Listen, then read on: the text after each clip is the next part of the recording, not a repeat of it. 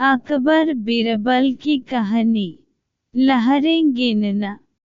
एक बार की बात है, बादशाह अकबर के दरबार में उनसे नौकरी मांगने की फरियाद लेकर एक व्यक्ति पहुंचा।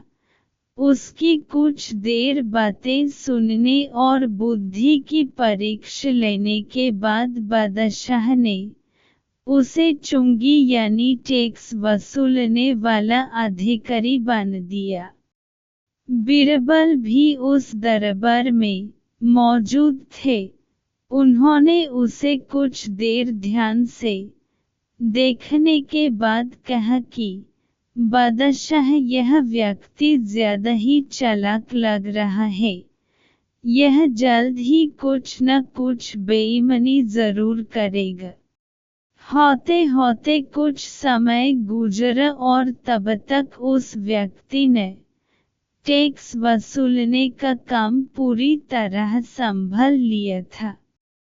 एक दिन बादशाह अकबर के पास एक दो व्यक्ति उस अधिकारी की शिकायत लेकर आए। शिकायतें मामूली थीं, इसलिए उन पर ज्यादा किसी ने ध्यान नहीं दिया।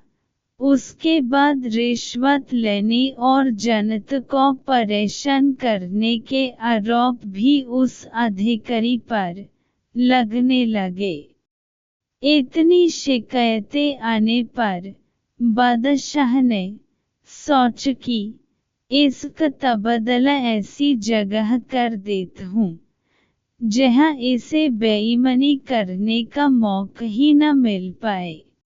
इतना सोचते ही बादशाह ने फैसला किया कि उसे अस्तबल का मुंशी बनाया जाएगा। फिर अकबर ने मन में कहा कि अब घोड़ों की लीद उठवाने के काम में ये क्या ही बेईमानी कर पाएगा। वह मुंशी के पद पर पहुंचते ही उस व्यक्ति ने फिर रिश्वत लेना शुरू कर दिया। उसने सीधे घोड़े की देखभाल करने वालों से कह दिया कि तुम लोग घोड़ों को कम दाना पानी खिलाते हो। इसका पता बादशाह को चला है, इसलिए मुझे लीद को तौलने के लिए भेजा है। अब अगर लीद का वजन कम हुआ तो सबकी शिकायत बादशाह से कर दूंगा।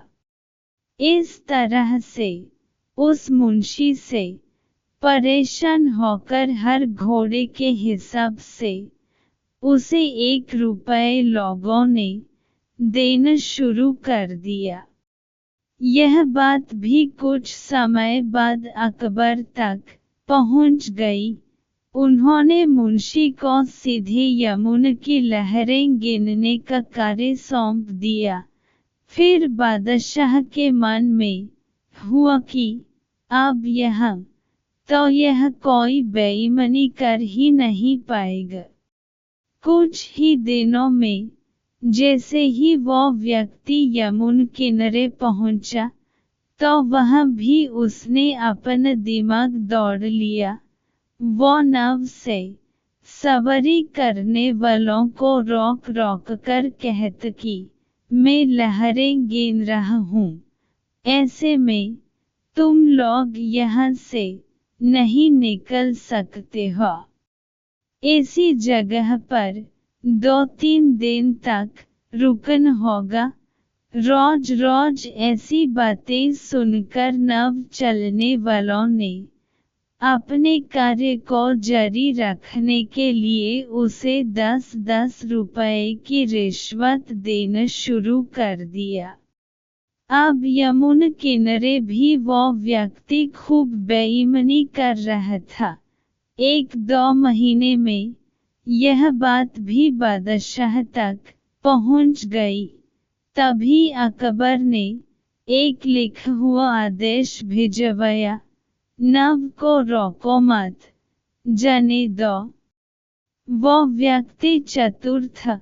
उसने बादशाह के आदेश वाले पथ को नवों को रोको मत जाने दो कर दिया था। इस थोड़ी हेरफेर के बाद उसने अकबर का आदेश वहाँ टंगवा दिया। आखिर में उससे परेशान होकर बादशाह ने उसे नौकरी से ही निकाल दिया। तभी बादशाह को बीरबल की बात याद आ गई कि ये आदमी बेईमानी जरूर करेगा। तब उनके मन में हुआ कि मुझे उसे पहली गलती में ही कठोर दंड देना चाहिए था। कहानी से सीख। दुष्ट अपनी दुष्टता और बेईमान अपनी बेईमानी कहीं भी जाने पर नहीं छोड़ते हैं।